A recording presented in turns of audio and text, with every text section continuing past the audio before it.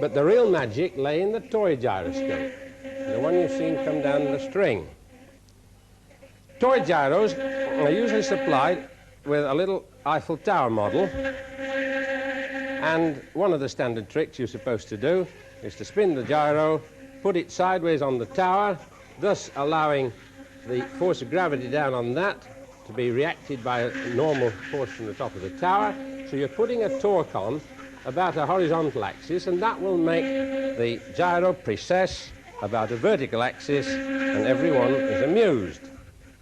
And no one takes it seriously because it is, after all, a toy, isn't it?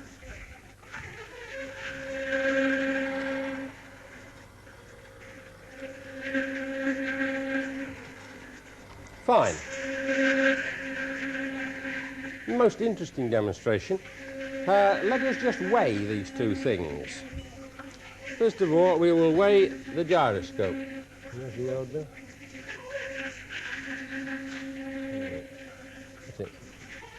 We will weigh the gyro, and we find it to be 310 grams. There are 312 grams.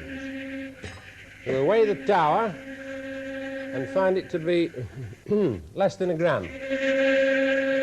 So over 300 times the weight of the tower. Now, haven't we missed something? Thank you. What did we miss? We missed the fact that if you ever try to rotate something which is eccentric, not symmetrical, you tend to, yeah, somebody knows, they've tried. You tend to shake your bones to pieces. Now, what is happening when I do that? Apart from me getting terrible shaking, the whole of this is trying to retain its centre of mass fixed. Let us look at the gyro again with that sort of thought in mind.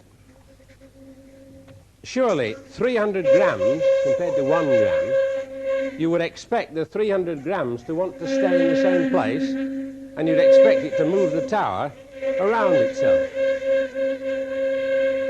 But of course it is our common experience that although that happens, the gyro on the tower does not make the tower go round the gyro. 300 times the mass. Whoops. Sorry about that. Can you screw magnetic bearing? Friction on the table. I can hear my critics now. He has friction. We thought we would remove as much of the friction as we could by spinning it on ice. Ice is being now a part of this rotation All right, come off the tower. Equation. We estimate that the coefficient of friction between the tower and the ice is about 0.02, which is just about as small as one could expect to get without going to something exotic. It's a little bit tight on the bearing now. So he's going to spin it on ice now. Just a wee bit tight on the... So what he's going to do is going to spin it on ice.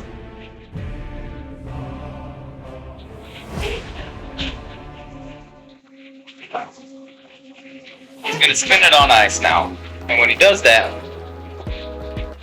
so like ice is being added to this problem, this equation, this experiment.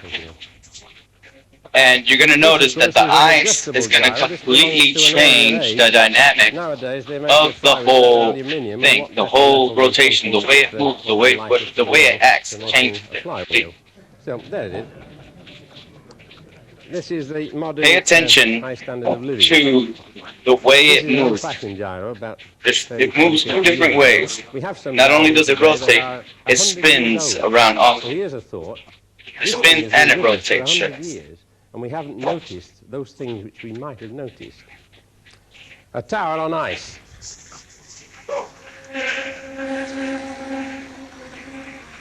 See how it's spinning? Before it didn't do that. Before it just rotated. Are you convinced?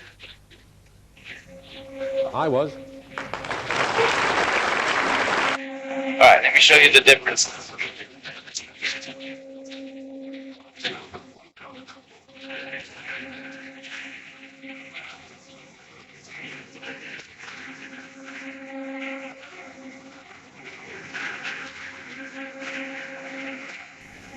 And one of the standard tricks you're supposed to do is to spin the gyro, put it sideways on the tower, thus allowing the force of gravity down on that to be reacted by a normal force from the top of the tower.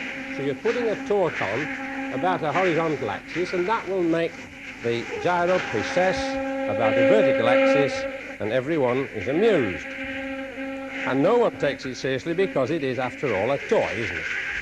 Watch.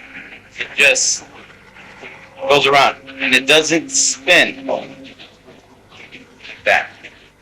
Fine. All right?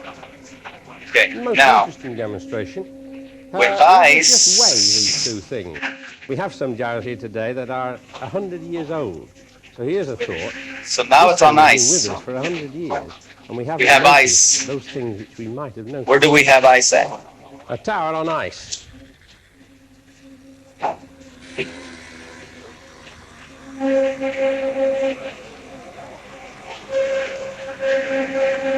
See how that spins now? The differences between it being on ice and not being on ice? Are you convinced? So, this is what I got to say about this. Ice obviously is a factor on the way that spin. We have ice on top and bottom of our world, a lot of it. And it spins a certain way, and I'm sure it is because of that, because it seems like these are laws. What happens if our ice melts away?